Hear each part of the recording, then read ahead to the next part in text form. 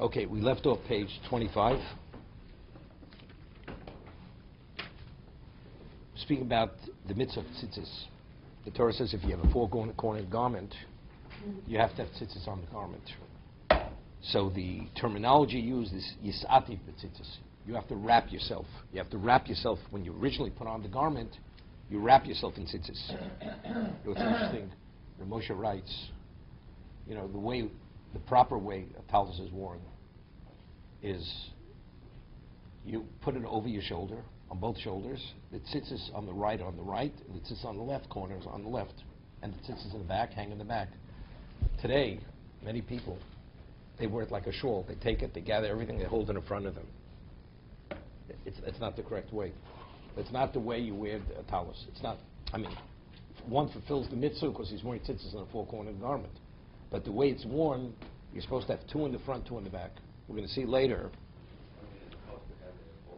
No, you can wrap your whole body. You wear it, it covers your back. But they gather everything together, they hold it in front of them, right? Like a prayer, like a prayer shawl. Sure. They wear it like a shawl. Like a woman wears a shawl, they wear the shawl. They wear the prayer shawl like a woman wears a shawl. But that's not the correct way to wear a tallis. Tallis is the front, the right tzitzis is on the right, the left, and the back is on the right side of the back, on the left side of the back. That's the right way to do it. Okay? Now, in the Mishkan, that's the tabernacle, there were vertical posts, vertical beams. The walls were made up of vertical beams. Each beam was marked, and they would dismantle, they would construct it. Whenever they would travel, it would be dismantled, and when they would camp, they would reassemble the Mishkan, right? Throughout the 40-year period. Now, when they would reassemble it, every vertical beam was it placed exactly in its original place? The answer is yes. They were numbered.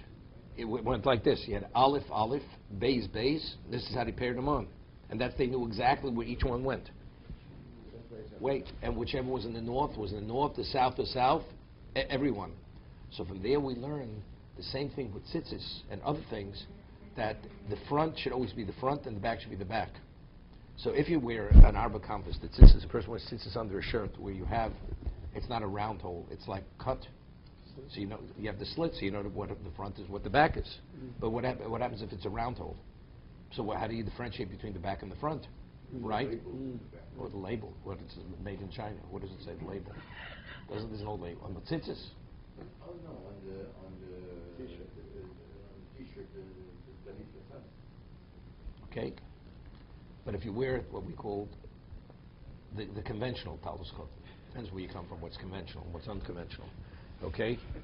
So if you wear the kind that has, so how do you determine what's the front, what's the back? So very often you have on the bottom of if you wear woolen tallis coat, it's made of wool. It's like you have the fringes on the bottom. On the back, it's just straight. It's a straight line. In the front, it's for decorative purposes. They put walls to be able to identify what the front, what the back is. But you have some tallis coat, it doesn't have it. So how do you know the difference?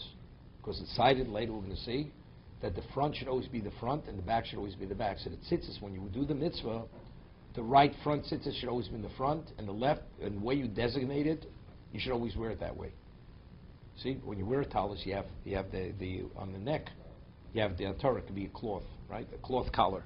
It's sewn on, so you know exactly what the top is, and you know what the front and what the back is. But if you don't, right? Additionally, you don't know what the front and what the back is. Until you wear it, it's irrelevant. The one who wears it designates. When you do the mitzvah, that's the moment of designation, what the front, what the back is. But whatever it is, it should always be kept worn the same way. That the front is the front, the back's the back. That's the way it's done. Similar, and it's learned from the Mishkan, from the beams, that the beams would wherever was, even though the beam could have been placed elsewhere, of course, once it's designated and functions in that capacity, it should always function in that capacity. So years ago, before, they didn't make, these fancy kinds of woolen tzitzis. It was a very simple woolen garment.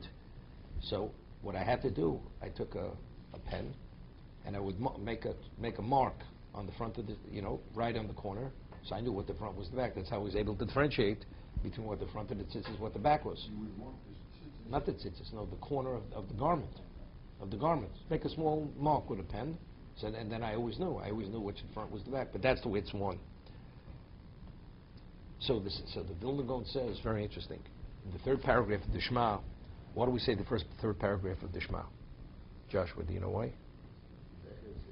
It's only because we mentioned there's a mitzvah to remember twice a day, during daytime, nighttime, that God took us out of Egypt. There's a positive commandment. And since in the third paragraph of the Shema, which is, we mentioned tzitzis, the mitzvah of tzitzis, and at the end of the paragraph it's mentioned, God took us out of Egypt. So we say it at nighttime, we say it in the morning. Okay? So when we say that, people, you take the tzitzis in your hand. Now, how many tzitzis do you take? So the Vilna Gaon says you should only take the front two, not from the back. The Vilna Gaon only took the front two tzitzis, not the back tzitzis also. Why? Because the back tzitzis is supposed to be in the back. They're not supposed to be in the front. So taking from the back, bringing to the front is not the proper way you're wearing it. Because the back tzitzis have to be in the back and the front in the front. Vilna Gaon only took the front two tzitzis and held it in his hand when he said the third paragraph of the Shema. For this reason, for the same reason. So it's interesting. Most people don't conduct themselves like the Vilna Gaon. Firstly, the Vilna Gaon did not kiss his tzitzis when he said the third paragraph of the Shema. Every people, it's a custom, every time you say tzitzis, they kiss the tzitzis. Right? Tzitzis mentioned 3 times. Every time you say it, you kiss the tzitzis. Vilna Gaon did not kiss the tzitzis. Why? Because the Vilna Gaon held kissing the tzitzis is considered a hefsek. It's considered an interruption. Just as you're not permitted to speak at certain parts of the service during davening, you're not. So even the kissing is considered the equivalent. That is considered an interruption. So you would not kiss. If you notice, I don't kiss my tzitzis during Kriya Shema. Why? No, it's not. No, but that's because there it's different. During Pesukei Zimmer doesn't have the same status as during Birchas Kriya Shema. It's a different thing. Like we said, for certain things. Yeah, I don't kiss it. I just touch it. I don't kiss my hand. When I go like this and like that, I don't put it to my mouth. For the same reason. That's like kissing the tzitzis. In other words, you're still speaking, you're still saying the words while you're doing this. So There's no interruption, not even kissing. So why don't I? So many people do. You know, somebody asked my mashgiach didn't wear a gartel. So one time a Hasidic bocher, they wear a special garment around their waist, asked my mashgiach, why don't you wear a gartel? Okay, this is the kind of question David would ask me. So he says, it says in Shulchan Aruch you're supposed to wear a special garment for davening. You know this. So he says, I'll tell you the truth. The reason why I didn't wear a gartel is because my Rebbe didn't wear a gartel. That's the reason why I don't wear a gartel. We have a Masorah. That's the way I conduct myself. The reason why I don't kiss my tzitzis, my Rishiva did not kiss his tzitzis. Why didn't he kiss his tzitzis? Because the Alta Slabotka didn't kiss his tzitzis. And why didn't the Alta Slabotka kiss his tzitzis? Because Rabbi Yisrael Salanta didn't kiss his tzitzis. And why didn't Rabbi Yisrael Salanta? It goes all the way back to the Vilna Gaon. That's why. It's part of the Masorah. So some do. So why not you? If he's my Rebbe, and I consider him, and the majority of my mentoring was from him, so that's the way I conduct myself. Okay? Well, you get it The 4, so he also, so I was once traveling. I once went to a wedding in Montreal many years ago, and Ramosha Feinstein's son was with me. His name's Reuven Feinstein. So we traveled. So we even roomed together in the hotel in this wedding in Montreal. So I know him for years. You know, he's from the Lower East Side. So I said to him, when your father, he said Shema, did he hold just the front 2 tzitzis, or did he took all 4 tzitzis? So did he conduct himself with the Vilna Gaon, or not like the Vilna Gaon? That's the question I asked him. So I said to him, I'll tell you why I'm asking the question. Because when Ramosha passed away, Art Scroll put out a biography on him, and there's a picture on the front cover where Ramosha is saying the Shema, and he's holding all the tzitzis in front of him, right? So evidently he didn't conduct himself like the Vilna Gaon, right? From the picture, it's clear. You know, picture's worth 1,000 words. That's the reality. So that's the question I asked him. He said to me that for some reason, he usually only held the first 2. For some reason, that picture, I don't know where they got that picture from, but the way he normally conducted himself, he only held the first 2. He did not, he conducted like as the Vilna Gaon did. That the front tzitzis should always be kept in the front, and the back should always be in the back.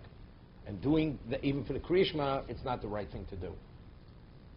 So, Rabbi, so you saying this to us now? I'm not saying, you could... I'm just saying it's not so simple. You just change tomorrow.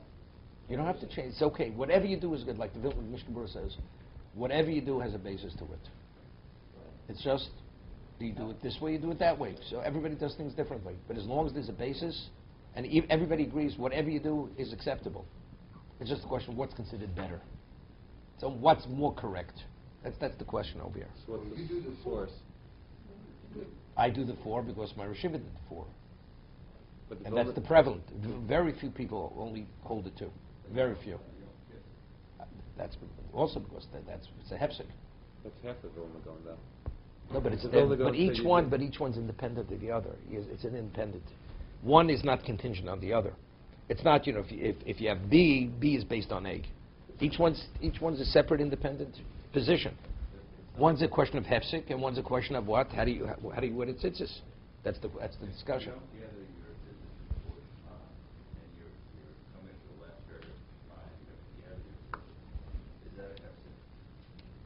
I'll tell you. It's not a hefsek, but it's a distraction. Whatever, it's a distraction. It's not a hefsek.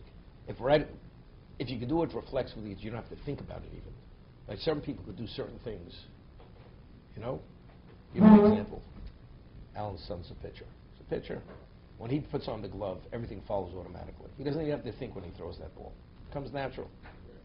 Some people, lahavdil, you know, it comes to certain parts of the davening, you say, you touch the tefillin tray. Do you think for a moment? You don't even think. You just touch it and go like that. When you say those words, it triggers something.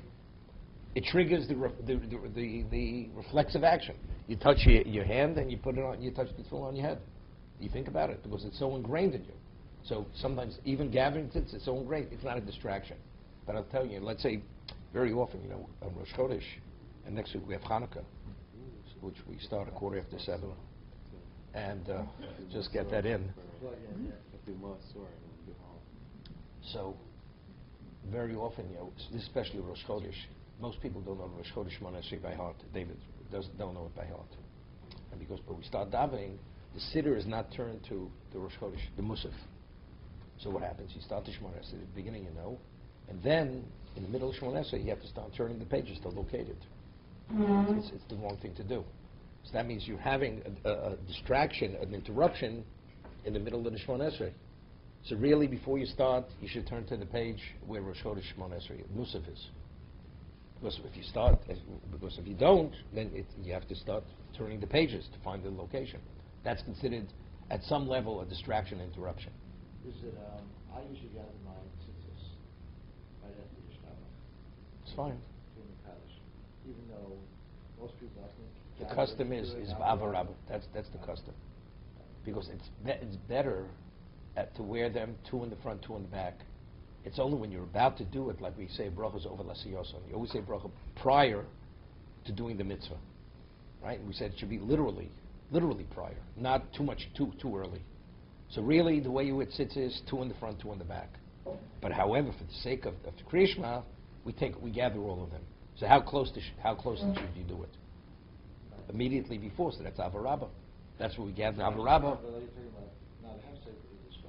Okay, if that each to his own. Each to his own. There's another reason to do it.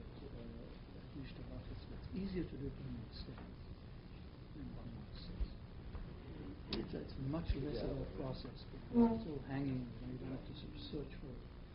You get up, rabba, and you have to start. It's not. First, there's a difference if you sit on a bench or you sit on a chair. Sitting on, there's a difference. I sit in a chair here the same. It's more difficult. One way is more difficult. If it's a distraction, do it earlier. Yeah. I said each to his own. That's the way you do it. Everything is correct. The question is what's more correct. Like we'll see in halacha, certain things are called b'di'evet. You know, meaning it's not the optimum way to do it. But the Mishna Berura says, what happens if you're not able to do it in the optimum way? Even the second way becomes optimum because the first is not available. That's optimum. It's the same thing. If you can do it in the optimum way, you do it. But let's say you're not able for whatever reason. So the second becomes optimum because that's the only thing that's available to you. It's like you say to a person, you know, you should study 3 hours a day. The person doesn't have the capacity to study 3 hours a day. He says, I can only study half an hour. It's great. What? So what, you shouldn't study at all? You do your best. Doing your best is the optimum. That's the optimum. To be continued. Let's see.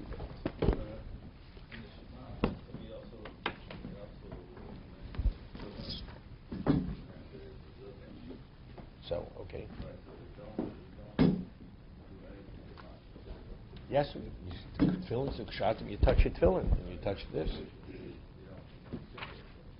You do kiss it. I mean, if you kiss your tzitzis, you kiss that. You kiss your hand, right? You go like this, right? No, mezuzah has nothing to do with it. Yes, so it doesn't make